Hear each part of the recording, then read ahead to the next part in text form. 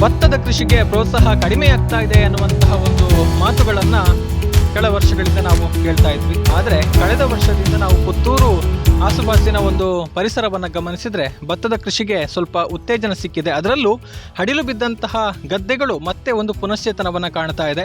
ಇದಕ್ಕೆ ಕಾರಣ ಪುತ್ತೂರು ಮಹತೋಬಾರ ಶ್ರೀ ಮಹಾಲಿಂಗೇಶ್ವರ ದೇವಸ್ಥಾನದ ನೇತೃತ್ವದಲ್ಲಿ, ದೇವಸ್ಥಾನದ ಮಾರ್ಗದರ್ಶನದಲ್ಲಿ ಭತ್ತ ಬೆಳೆಯೋಣ ಬಾ ಗದ್ದೆಗಿಳಿಯೋಣ ಎನ್ನುವಂತಹ ಒಂದು ಅಭಿಯಾನ. ಉಸ್ತುವಾರಿ ಸಚಿವರು ಕೂಡ ಇದಕ್ಕೆ ಒಂದು ಪೂರಕವಾಗಿ ಉತ್ತೇಜನವನ್ನು ಕೊಡುವ ಮೂಲಕ ಅಲ್ಲಲ್ಲಿ ಹಡಿಲು ಬಿದ್ದಂತಹ ಗದ್ದೆಗಳಿಗೆ ಉತ್ತೇಜನವನ್ನು ಕೊಟ್ಟು ಅದನ್ನು ಮತ್ತೆ ಹಸಿರಿನಿಂದ ಕಂಗೊಳಿಸುವ ಹಾಗೆ ಮಾಡುವಂತಹ ಪ್ರಯತ್ನಗಳಾಗಿದೆ.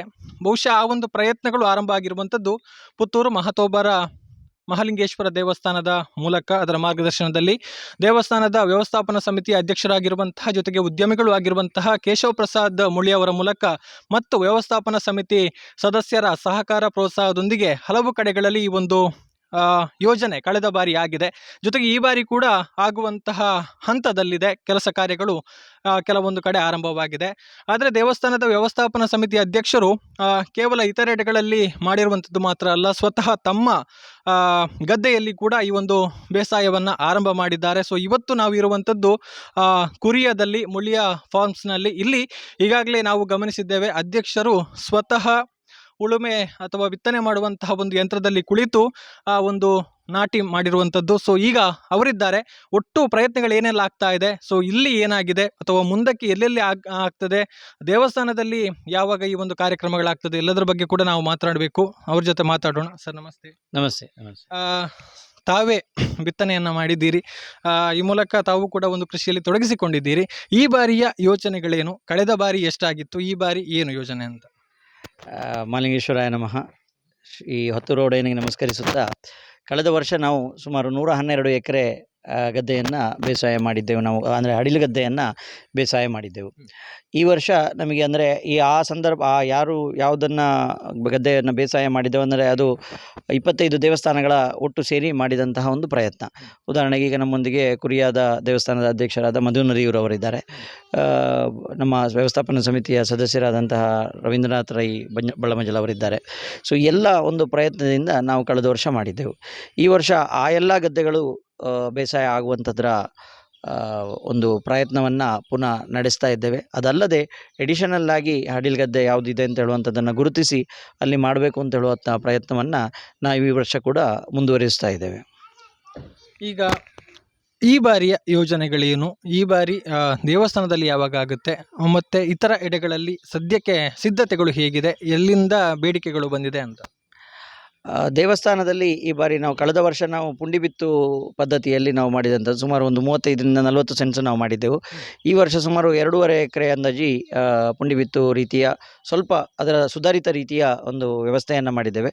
ಅದರ ಉಸ್ತುವಾರಿಯನ್ನು ಶ್ರೀಯುತ ಐತಪ್ಪ ನಾಯಕರವರು ಹಾಗೂ ರವೀಂದ್ರನಾಥ್ ರೈ ಬಳ್ಳಮಂಜಲ್ ಅವರು ಮಾಡಿದ್ದಾರೆ. ಅವರು ಆ ಬಗ್ಗೆ ವಿವರ ನೀಡ್ತಾರೆ. ಈಗ ಮಹಾಲಿಂಗೇಶ್ವರ ಪುತ್ತೂರು ನಮ್ಮ ಮಹಾಲಿಂಗೇಶ್ವರ ದೇವರ ಗದ್ದೆಯಲ್ಲಿ ಈ ಸಲ ನಮ್ಮ ಅಧ್ಯಕ್ಷರ ಸೂಚನೆಯಂತೆ ನಾವು ಸುಮಾರು 2.5 ಎಕರೆಯಷ್ಟು ಗದ್ದೆಯನ್ನು ಉಳುಮೆ ಮಾಡಿ ಹದ ಮಾಡಿ ಅದನ್ನು ಬಿತ್ತನೆಗೆ ರೆಡಿ ಮಾಡ್ತಾ ಇದ್ದೇವೆ.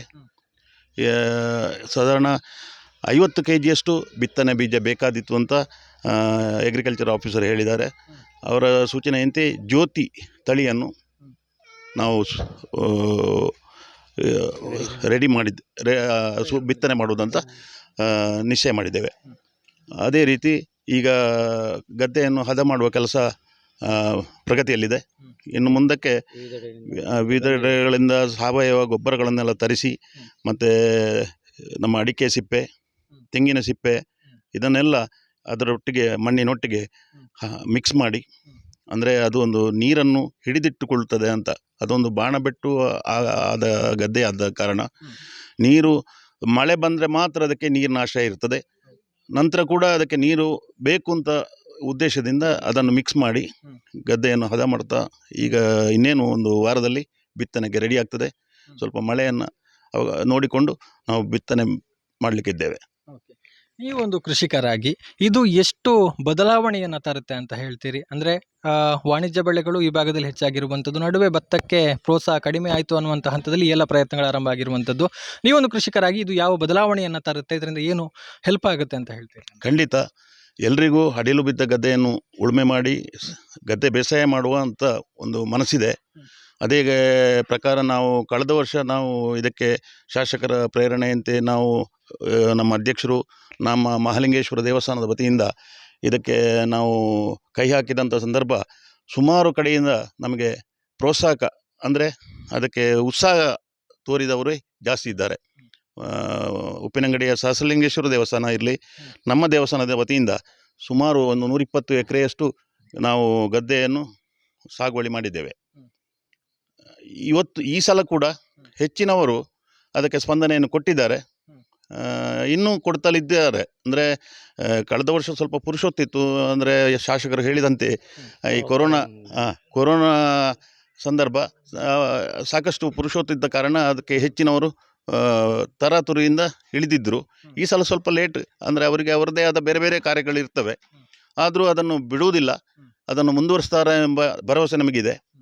ಖಂಡಿತ ನಮ್ಮ ಇದೊಂದು ಯಶಸ್ವಿ ಆಗ್ತದೆ ಎಂಬ ಭರವಸೆಯಲ್ಲಿ ನಾವಿದ್ದೇವೆ.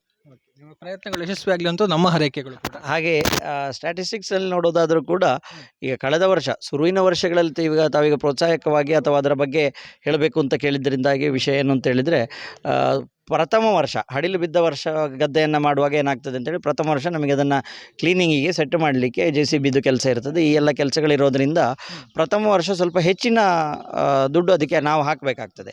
ಆದರೆ ಅದನ್ನು ನಾವು ಆ ವರ್ಷದ ಫಸಲಿಗೆ ನಾವು ಲೆಕ್ಕ ತಗೊಳ್ಬಾರ್ದು. ಯಾಕೆಂತ ಹೇಳಿದರೆ ನಾವು ಮುಂದಿನ 10 ವರ್ಷಗಳಿಗೋ 15 ವರ್ಷಗಳಿಗೋ ನಾವು ಅದನ್ನು ಹಂಚಿ ಹಾಕಬೇಕು. ಆ ರೀತಿಯಲ್ಲಿ ನಾವು ಲೆಕ್ಕ ತಗೊಂಡು ನೋಡಿದಾಗ ಈಗಿನ ಯಾಂತ್ರೀಕೃತ ಏನು ಬೇಸಾಯ ಇದೆ ಅದರಲ್ಲಿ ಖಂಡಿತವಾಗಿ ಬಹಳ ಸುಲಭ ಆಗ್ತದೆ. ಯಾಕೆಂತ ಹೇಳಿದರೆ ನಮಗೆ ನೇಜಿ ಮಾಡಲಿಕ್ಕೂ ಅಥವಾ ನಾಟಿ ಮಾಡಲಿಕ್ಕೂ ಕೂಡ ಮೆಷಿನ್ನೇ ಮಾಡ್ತದೆ ಎಲ್ಲ ಕೆಲಸವನ್ನು. ಆನಂತರ ಕಟಾವಿಗೆ ಕೂಡ ಈಗ ಮೆಷಿನ್ಗಳಿದೆ. ಸೊ ಆ ಮೆಷಿನ್ನಲ್ಲಿ ಕಟಾವು ಮಾಡುವಂಥದ್ದು ಕೂಡ ಸುಲಭದಲ್ಲಿ ಆಗ್ತದೆ. ಹಾಗಾಗಿ ಅದನ್ನು ಹೆಚ್ಚಿನವರು ತೊಡಗಿಸಿಕೊಳ್ಳುವ ಮೂಲಕ ನಮ್ಮ ಊರಿನ ಗೆ ಬೇಕಾಗುವಂತಹ ಭತ್ತವನ್ನು ನಾವೇ ಸಾಧ್ಯವಾದಷ್ಟು ಬೆಳೀಲಿಕ್ಕೆ, ಪೂರ್ಣವಾಗಿ ಅಲ್ಲದಿದ್ದರೂ 10-20% ಆದರೂ ಕೂಡ ನಾವು ಅದನ್ನು ಬೆಳೀಲಿಕ್ಕೆ ಆಗುವ ರೀತಿಯಲ್ಲಿ ನಾವು ಮಾಡಬೇಕು. ಕಳೆದ ವರ್ಷದ ನಮ್ಮ ಬೆಳೆ ನಮ್ಮ ಮುಳಿಯ ಸಂಸ್ಥೆಯ, ಇಲ್ಲಿ ಪುತ್ತೂರಿನ ಮುಳಿಯ ಸಂಸ್ಥೆಯ ಸಿಬ್ಬಂದಿಗಳಿಗೆ ಮಧ್ಯಾಹ್ನದ ಊಟದ ವ್ಯವಸ್ಥೆಗೆ ಸುಮಾರು 2 ತಿಂಗಳಿಗೆ ಆಗುವಷ್ಟು ಬೆಳೆಯನ್ನು ನಾವೇ ಬೆಳೆಸಿದ್ದೇವೆ ಅಂತ ಹೇಳೋದನ್ನು ವಿಶೇಷವಾಗಿ ನಾನು ಇಲ್ಲಿ ಉಲ್ಲೇಖ ಮಾಡಲಿಕ್ಕೆ ಹೆಮ್ಮೆ ಪಡ್ತಾ ಇದ್ದೇನೆ. ಓಕೆ, ಇನ್ನು ಮಣ್ಣಿನ ಜೊತೆಗೆ ಅಥವಾ ಕೃಷಿಯ ಜೊತೆಗೆ ತಮ್ಮ ಒಡನಾಟ, ಅಂದರೆ ಒಂದು ಕಡೆಯಿಂದ ಉದ್ಯಮ ಇದೆ, ದೇವಸ್ಥಾನದ ಈಗ ಸದ್ಯಕ್ಕೆ ದೇವಸ್ಥಾನದ ಜವಾಬ್ದಾರಿ ಇದೆ, ಇದರ ಒಟ್ಟಿಗೆ ನೀವು ಕೃಷಿಯಲ್ಲಿ ತೊಡಗಿಸಿಕೊಳ್ತೀರಾ? ಇದ್ರ ಹೇಗೆ ಮ್ಯಾನೇಜ್ ಮಾಡ್ತೀರಿ ಅಂತ? ತಂದೆಯವರು ನೋಡಿಕೊಳ್ತಾ ಇದ್ದರು. ಆನಂತರ ಅವರಿಗೆ ಸ್ವಲ್ಪ ಈಗ ಹುಷಾರು ಇಲ್ಲದಿದ್ದದರಿಂದಾಗಿ ಸ್ವಲ್ಪ ಯಾರು ನೋಡ್ತಾ ಇರಲಿಲ್ಲ. ಕಳೆದ ವರ್ಷದ ಈ ಒಂದು ಪ್ರಯತ್ನ ಮಹಾಲಿಂಗೇಶ್ವರನ ಮುಖಾಂತರ ಶಾಸಕರ ಒಂದು ಪ್ರೇರಣೆಯಿಂದ ಇಲ್ಲಿ ಆದಂಥ ಕಾರ್ಯಕ್ರಮದಿಂದಾಗಿ ಈ ಸಂದರ್ಭದಲ್ಲಿ ಒಂದು ವರ್ಷದಲ್ಲಿ ತುಂಬ ಬದಲಾವಣೆ ನಮ್ಮ ತೋಟದಲ್ಲೂ ಕೂಡ ಆಗಿದೆ. ಕಳೆದ ವರ್ಷ ನಾವು ತರಕಾರಿಯನ್ನು ಕೂಡ ಈ ಗದ್ದೆಯಲ್ಲಿ ತರಕಾರಿಯನ್ನು ಕೂಡ ಬೆಳೆದಿದ್ದೇವೆ. ಹಾಗೆ ಹೆಚ್ಚಿನ ಪ್ರಯತ್ನವನ್ನು ಕೂಡ ಇನ್ನು ಮುಂದುವರಿಸ್ತಾ ಇದೆ.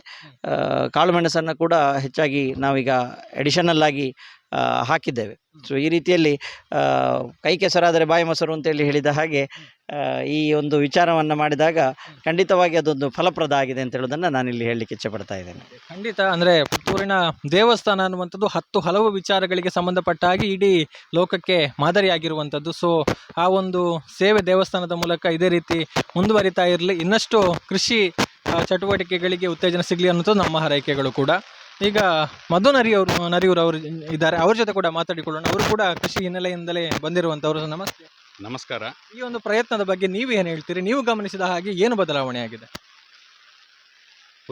ಸೀಮೆ ದೇವರಾದಂಥ ಮಹಾಲಿಂಗೇಶ್ವರ ಮನಸಾರೆ ನೆನೆಸ್ಕೊಳ್ತಾ ನಮ್ಮ ಕುರಿಯ ಗ್ರಾಮದ ಉಳ್ಳಾಲ ಶ್ರೀ ಮಹಾವಿಷ್ಣುಮೂರ್ತಿ ದೇವರ ಅನುಗ್ರಹ ಬೇಡುತ್ತಾ, ಕಳೆದ ಕಾಲಿನಲ್ಲಿ ನಮ್ಮ ಉಸ್ತುವಾರಿ ಸಚಿವರಾದಂಥ ಕೋಟ ಶ್ರೀನಿವಾಸ ಪೂಜಾರಿ ಮತ್ತು ಶಾಸಕರಾದಂಥ ಸಂಜೀವ ಮಟ್ಟಂದೂರವರ ನೇತೃತ್ವದಲ್ಲಿ ನಡೆದಂಥ ಕಾರ್ಯಕ್ರಮ 100ಕ್ಕೆ 100% ಸಕ್ಸಸ್ ಆಗಿದೆ ಅಂತ ಹೇಳಿಕೊಂಡು ಈ ಸಂದರ್ಭ ನಾನು ಹೇಳಲಿಕ್ಕೆ ಇಷ್ಟಪಡ್ತಾ ಇದ್ದೇನೆ.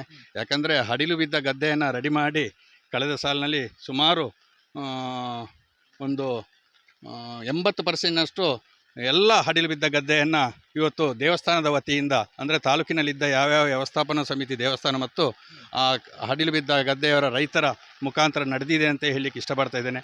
ಆದ ಕಾರಣ ಈ ಸಲ ಅಂತೂ ನಾವು ಕುರಿಯ ವಿಷ್ಣುಮೂರ್ತಿ ದೇವಸ್ಥಾನದಿಂದ ಕಳೆದ ಸಾಲಲ್ಲಿ ಒಂದು ಎಕರೆ 80 ಸೆಂಟ್ಸಿನಷ್ಟು ಜಾಗೆಯಲ್ಲಿ 14.5 ಕ್ವಿಂಟಲ್ನ ಭತ್ತವನ್ನು ನಾವು ಬೆಳೆದಿದ್ದೇವೆ. ಅದು ಹಡಿಲು ಬಿದ್ದಿದ್ದ ಗದ್ದೆ ಆಗಿತ್ತು. ಸುಮಾರು 80,000 ರೂಪಾಯಿಯಷ್ಟು ಖರ್ಚಾಗಿದೆ ನಮಗೆ. ಆದರೆ ಅದರಲ್ಲಿ ನಮಗೆ ನಮ್ಮ ಭಕ್ತಾದಿಗಳ ಸಹಾಯದಿಂದ ನಾವು ಅದನ್ನು ಈ ಕಳೆದ ಸಾಲಲ್ಲಿ ಕೆಲಸ ಮಾಡಿ ಸುಮಾರು 8.5 ಕ್ವಿಂಟಲ್ನಷ್ಟು ಅಕ್ಕಿ ನಮಗೆ ಸಿಕ್ಕಿ, ಅದನ್ನು ನಾವು ದೇವಸ್ಥಾನಕ್ಕೂ ಮತ್ತು ಅಲ್ಲಿ ಯಾರೆಲ್ಲ ಶ್ರಮಪಟ್ಟಿದ್ದಾರೆ ಅವರವರಿಗೆ ಅದನ್ನು ಹಂಚಿ ಸುಮಾರು ಉಳಿಕೆ ನಮಗೆ ಅದರಲ್ಲಿ ಒಂದು 24,000 ರೂಪಾಯಿಯಷ್ಟು ಉಳಿಕೆ ಬಂದಿದೆ. ಅಂದರೆ ಜೊತೆಗೆ ನಾವು ಸ್ವಲ್ಪ ಕಲೆಕ್ಷನ್ ಮಾಡಿದ್ದೇವೆ. ಆದರೆ ಈ ಸಲ ನಾವು ಅದನ್ನು ತಿರ್ಗಾ ಕಂಟಿನ್ಯೂ ಮಾಡಬೇಕು ಅಂತ ಹೇಳಿಕೊಂಡು ನಾವು ಎಲ್ಲ ಭಕ್ತಾದಿಗಳ ಮತ್ತು ಊರಿನವರ ಇದರಲ್ಲಿ ಸಮ್ಮುಖದಲ್ಲಿ, ಯಾಕಂದರೆ ಲಾಸ್ಟ್ ಇಯರ್ ನಾವು ಹೇಳೋದಂದರೆ ಮುಳಿಯ ಕುಟುಂಬ ಮನೆತನದ ಈ ಗದ್ದೆಯಲ್ಲಿ ನಮ್ಮ ಕುರಿಯ ಗ್ರಾಮದಲ್ಲಿ ಅವರೇ ಚಾಲನೆ ಕೊಟ್ಟಿದ್ದಾರೆ ಶಾಸಕರ ಮುಖಾಂತರ ಮತ್ತು ಕೇಶವ ಅವರ ಮುಖಾಂತರ. ಅವರ ಪ್ರಾರಂಭದ ನಂತರದ ಕೆಲವೇ ದಿವಸದಲ್ಲಿ ನಮ್ಮ ದೇವಸ್ಥಾನದ ವತಿಯ ಗದ್ದೆಯ ಮುಖಾಂತರ ಒಂದು ದೇವಸ್ಥಾನದ ಒಂದು ಹಡಿಲು ಬಿದ್ದ ಗದ್ದೆ ಇತ್ತು. ಅದನ್ನು ಅವರ ಪರ್ಮಿಷನ್ ನಮ್ಮ ಎಲ್ಲ ಕಮಿಟಿಯೆಲ್ಲ ನೇತೃತ್ವದಲ್ಲಿ ನಡೆದಿದೆ. ಈ ಸಲನೂ ಸಹಕಾರ ಕೊಡ್ತಾರೆ ಅಂತ ನಾನು ಈ ಸಂದರ್ಭ ಹೇಳಲಿಕ್ಕೆ ಇಷ್ಟಪಡ್ತಾ ಇದ್ದೇನೆ. ಯಾಕಂದರೆ ಕಳೆದ ಸಾಲಿನಷ್ಟು ಖರ್ಚು ಈ ಸಲ ಬರಲಿಕ್ಕಿಲ್ಲ ಅಂತ ನನ್ನ ಅನಿಸಿಕೆ. ಯಾಕಂದರೆ ಕಳೆದ ಸಾಲ 80,000 ರೂಪಾಯಿ ಖರ್ಚಾಗಿದ್ದರೂ ಈ ಸಲ ಒಂದು 40-50 ಸಾವಿರ ರೂಪಾಯಲ್ಲಿ ಮುಗೀತದೆ ಅಂತೇಳಿ ಅನಿಸ್ತಾ ಇದೆ. ಅಲ್ಲಿ ಸ್ವಲ್ಪ ಹಣದ ಎಲ್ಲ ಸಹಕಾರ ಸಿಕ್ಕಿ ಹಣ ಉಳಿದಿದೆ. ಅದರ ಜೊತೆಗೆ ನಮಗೆ ಸಹಕಾರದಿಂದ ಪ್ರೋತ್ಸಾಹ ಸಿಕ್ಕಿದರೆ ಒಂದು ವಿಮೆ ಟೈಪಲ್ಲಿ ಅಥವಾ ಸಬ್ಸಿಡಿ ಮುಖಾಂತರ 1 ಎಕರೆಗೆ ಇಷ್ಟು ಅಂತೇಳಿ ಕೊಡ್ತಾರೆ ಅಂತ ಹೇಳಿದರೆ ರೈತರು ಇದನ್ನು ಯಾರು ಹಿಂದೆ ಮುಂದೆ ನೋಡದೆ ಈ ಭತ್ತ ನಮ್ಮ ಹಸಿವಿಗೆ ಏನು ಬೇಕು, ನಮ್ಮ ಕುಟುಂಬಕ್ಕೆ ಏನು ಬೇಕು ಅದನ್ನು ಎಲ್ಲರೂ ಮಾಡಲಿಕ್ಕೆ ತಯಾರಿದ್ದಾರೆ ಅಂತ ಹೇಳಿಕೊಂಡು ಈ ಸಂದರ್ಭದಲ್ಲಿ ಹೇಳ್ತಾ ಇಷ್ಟಪಡ್ತಾ ಇದ್ದೇನೆ. ಬಟ್ ಈ ಮುಂದಿನ ದಿವಸದಲ್ಲಿ ನಾವು ಈ ಸಲನೂ ಒಂದು 2 ಫಸಲು ತೆಗೆಯುವ ನಿರೀಕ್ಷೆಯಲ್ಲಿ ನಾವು ಇದ್ದೇವೆ. ಸಹಕಾರ ಕೊಡ್ತಾರೆ ಅಂತ ಅಂದ್ಕೊಂಡಿದ್ದೇನೆ. Thank you. ನಿಮ್ಮ ಈ ಪ್ರಯತ್ನ ಇದೇ ರೀತಿ ಮುಂದುವರಿಲಿ. ತಮ್ಮ ಕ್ಷೇತ್ರದಲ್ಲೂ ಕೂಡ ಉತ್ತಮವಾಗಿ ಬೆಳೆದು ಹಡಿಲು ಬಿದ್ದ ಗದ್ದೆ ಮರು ಚೈತನ್ಯವನ್ನು ಪಡೆಯಲಿ ಎಂದು ನಮ್ಮ ಆರೈಕೆಗಳು. ಥ್ಯಾಂಕ್ ಯು ಎಲ್ರಿಗೂ ಕೂಡ. ಎಸ್, ನಮ್ಮಲ್ಲಿ ಅದೇ 2 ಎಕರೆಯಲ್ಲಿ ಸುಮಾರು 20 ಕ್ವಿಂಟಾಲ್ ಭತ್ತ ಬಂದಿದೆ. 2 ಅಲ್ಲ, ಸಾರಿ, 1 ಎಕರೆ 30 ಸೆಂಟ್ಸ್ನಲ್ಲಿ 20 ಕ್ವಿಂಟಾಲ್ ಭತ್ತ ಬಂದಂಥದ್ದು. ಅದು ಒಳ್ಳೆಯ ಒಂದು ಬೆಳೆ, ಈಗಿನ ಮಟ್ಟಿಗೆ ಒಳ್ಳೆಯ ಬೆಳೆ ಅಂತ ಅನಿಸ್ತದೆ ನನಗೆ. ಇದು ಈ ಒಂದು ವಿಶೇಷವಾಗಿ ನಡೀತಾ ಇರುವಂಥ ಒಂದು ಅಭಿಯಾನ ಪ್ರಯತ್ನದ ಬಗೆಗಿನ ಒಂದಷ್ಟು ಮಾಹಿತಿಗಳು ಈಗಾಗಲೇ ಒಂದು ಕಡೆಯಲ್ಲಿ ಚಾಲನೆ ದೊರೆತಿದೆ, ಇನ್ನಷ್ಟು ಕಡೆಗಳಲ್ಲಿ ಆಗೋದಕ್ಕಿದೆ. ಆಗಲಿ, ಈ ಮೂಲಕ ಹಡಿಲು ಬಿದ್ದಂತಹ ಗದ್ದೆಗಳೆಲ್ಲವೂ ಕೂಡ ಹಸಿರಿನಿಂದ ಕಂಗೊಳಿಸಲಿ ಅನ್ನುವಂಥದ್ದು ಸುದ್ದಿ ಆಶಯ. ಹರಿಪ್ರಸಾದ್ ನೆಲ್ಯಾಡಿ ಜೊತೆಗೆ ಗೌತಮ್ ಶೆಟ್ಟಿ, ಸುದ್ದಿ ನ್ಯೂಸ್, ಪುತ್ತೂರು. ಸುದ್ದಿ ಚಾನಲ್, ಕ್ಷಣ ಕ್ಷಣದ ಸುದ್ದಿಗಾಗಿ.